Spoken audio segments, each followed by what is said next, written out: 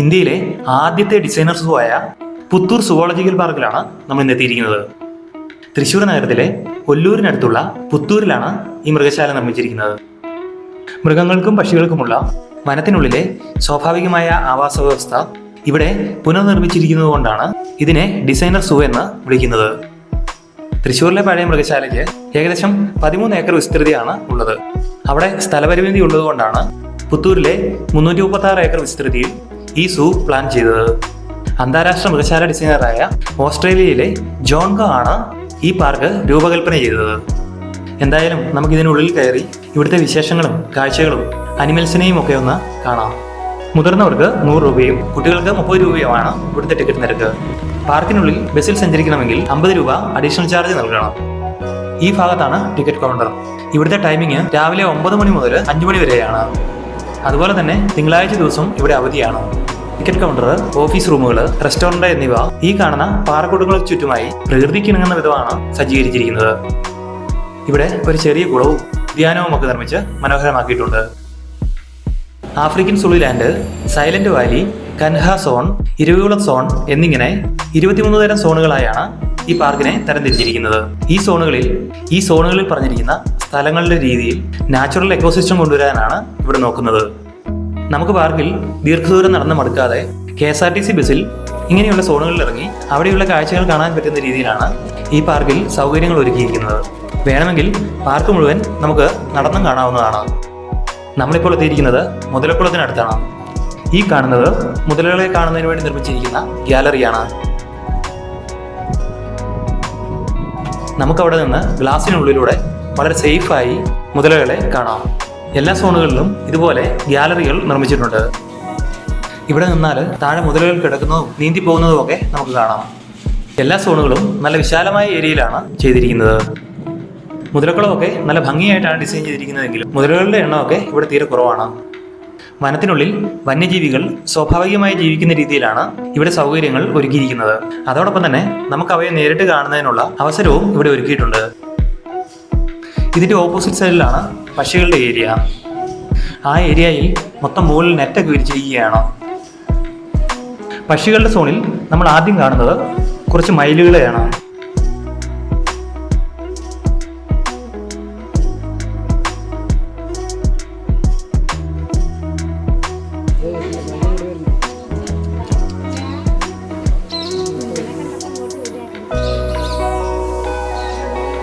അതിന്റെ അടുത്തായി അണ്ണാൻ വർഗത്തിൽപ്പെട്ട മലയണ്ണാൻ, മാർമോസെറ്റ്, വെള്ളച്ചുണ്ടൻ ടമറായിൻ എന്നിവയെ പാർപ്പിച്ചിരിക്കുന്ന കൂടാണ് കാണുന്നത്.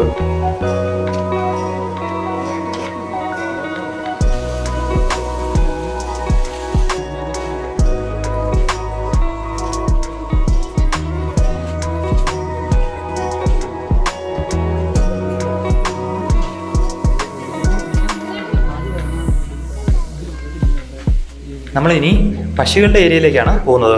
മുകൾ വശമൊക്കെ പക്ഷികൾ പറന്നു പോകാതിരിക്കുന്നതിനായി നെറ്റിട്ട് കവർ ചെയ്തിരിക്കുകയാണ്. ദാ അവിടെ ഒരു പെനിക്കിനി ഇരിപ്പുണ്ട്.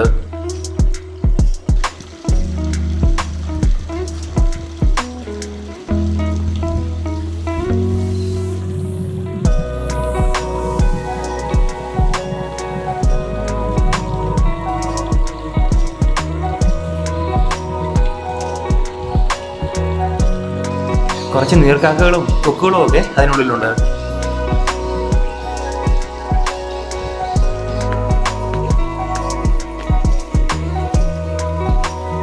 ഉള്ളിലെ ലാൻഡ്സ്കേപ്പ് ഒക്കെ ചെയ്തിരിക്കുന്നത് കാണാൻ ഭയങ്കര രസമാണ്.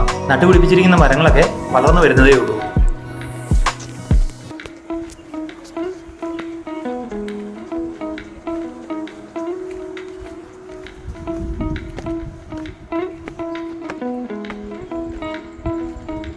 ഇതാണ് പരുന്തുകൾക്ക് വേണ്ടി നിർമ്മിച്ചിരിക്കുന്ന പ്ലേസ്. ഒരു കൃഷ്ണപ്പരുന്ത് അതിന് മുകളിൽ ഇരിപ്പുണ്ട്.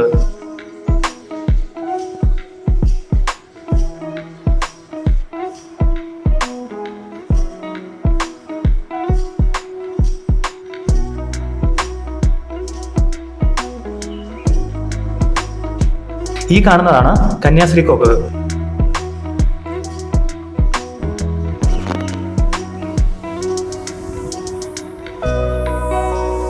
നമ്മളിപ്പോൾ കൻഹ സോണിലേക്കാണ് പോകുന്നത്. മധ്യപ്രദേശിലെ ആവാസ വ്യവസ്ഥയാണിത്. ഇവിടെയാണ് മാനുകളെ പാർപ്പിച്ചിരിക്കുന്നത്.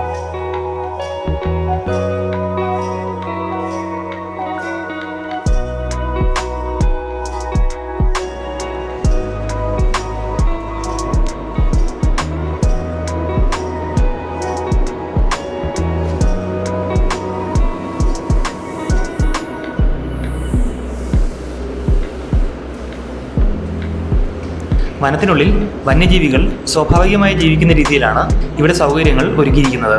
അതോടൊപ്പം തന്നെ നമുക്ക് അവയെ നേരിട്ട് കാണുന്നതിനുള്ള അവസരവും ഇവിടെ ഒരുക്കിയിട്ടുണ്ട്.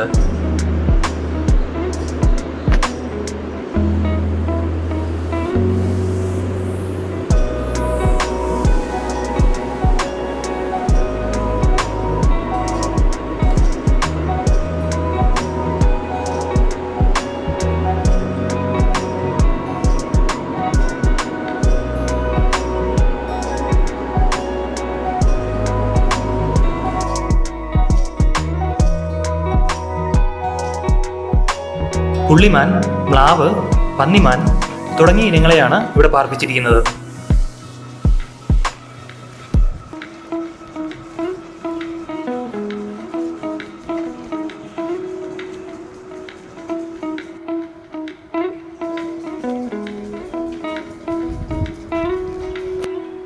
കൻഹാസോണിനുള്ളിൽ മുളങ്കാടുകളും പുൽമേടുകളും ഒക്കെ നിർമ്മിച്ചു വരുന്നുണ്ട്.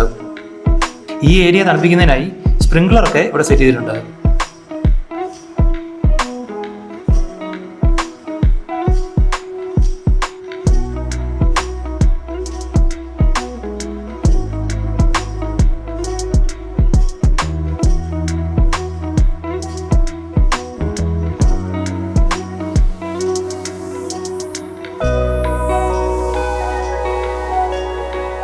എല്ലായിടത്തും മരങ്ങളും ചെടികളും ഒക്കെ നട്ടുപിടിപ്പിച്ചിട്ടുണ്ട്. പക്ഷേ അവയൊക്കെ വളർന്നു വരുന്നതേ ഉള്ളൂ. ഇതാണ് സൈലന്റ് വാലി സോൺ.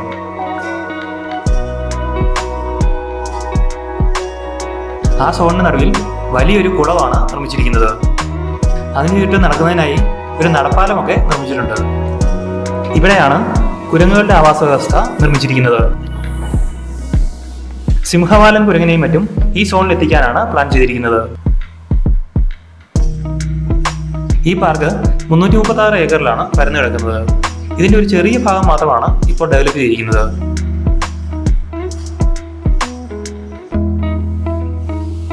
നമ്മളിനി എല്ലാവരും ആകാംക്ഷയോടെ ചെല്ലുന്ന കടുവയും പുലിയും ഒക്കെയുള്ള സോണിലേക്കാണ് എത്തിയിരിക്കുന്നത്. ആദ്യം നമ്മൾ പുലിയെ കാണുന്നതിനുള്ള ഗ്യാലറിയിലാണ് എത്തിയിരിക്കുന്നത്. എന്തായാലും പുലി നമുക്ക് വേണ്ടിയിട്ട് ഒരു മരത്തിന് മുകളിൽ പോസ് ചെയ്യുന്നുണ്ട്. അതൊരു കോൺക്രീറ്റ് മരമാണ് കേട്ടോ. നല്ല വലിപ്പത്തിലാണ് ആ മരം നിർമ്മിച്ചിരിക്കുന്നത്.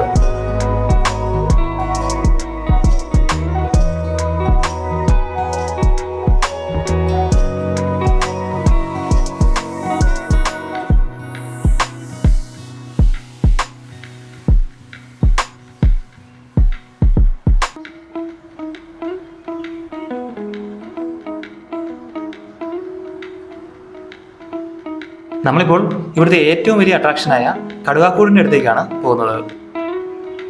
ഇവിടെ ഒരു സിനിമാ സെറ്റ് പോലെയാണ് ഡിസൈൻ ചെയ്തിരിക്കുന്നത്.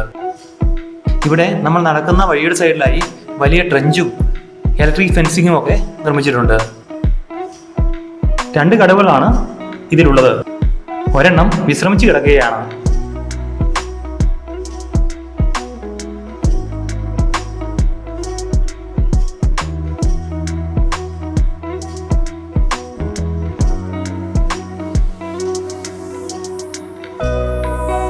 ഒരു കടുവ ഉള്ളിലൂടെയൊക്കെ കറങ്ങി നടപ്പുണ്ട്.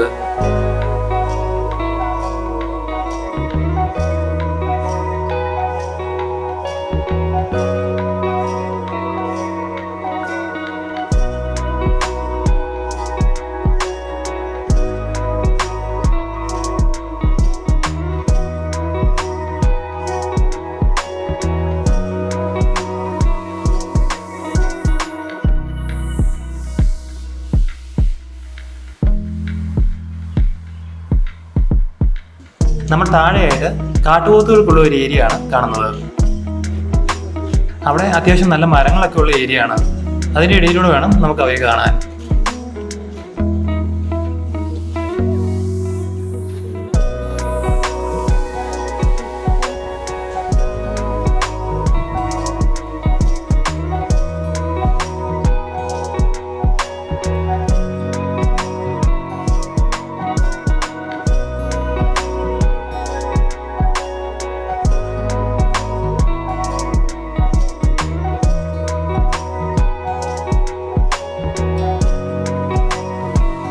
നമ്മളിപ്പോൾ സുളു ലാൻഡിലേക്കാണ് പോകുന്നത്. ഇവിടം ആഫ്രിക്കയിൽ കണ്ടുവരുന്ന ജീവജാലങ്ങൾക്ക് വേണ്ടിയാണ് നിർമ്മിച്ചിരിക്കുന്നത്. ജിറാഫ്, സീബ്ര, ഒട്ടകപക്ഷി, യമു, ഹിപ്പോപ്പൊട്ടാമസ് തുടങ്ങിയ ജീവജാലങ്ങളെ ഒരുമിച്ച് പാർപ്പിക്കാനാണ് ഉദ്ദേശിക്കുന്നത്. ഈ മൃഗങ്ങളെയൊക്കെ ഇങ്ങോട്ട് കൊണ്ടുവരുന്നതിനുള്ള തയ്യാറെടുപ്പിലാണ്. യമുവിന്റെ വലിയൊരു കൂട്ടം തന്നെ നമുക്കിവിടെ നിന്നാൽ കാണാം.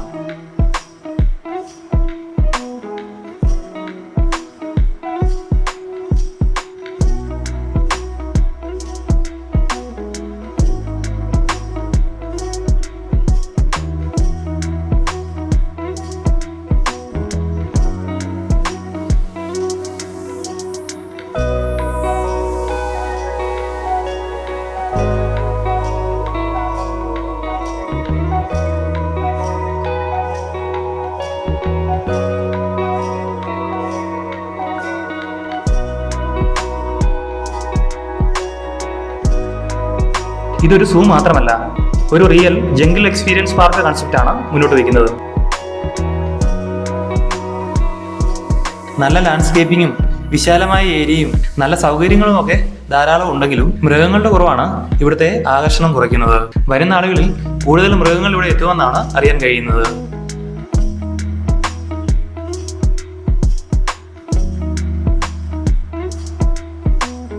ഹിപ്പോയ്ക്ക് വേണ്ടി വിശാലമായ ഒരു കുളമൊക്കെ ഇവിടെ മനോഹരമായിട്ട് തയ്യാറാക്കിയിട്ടുണ്ട്.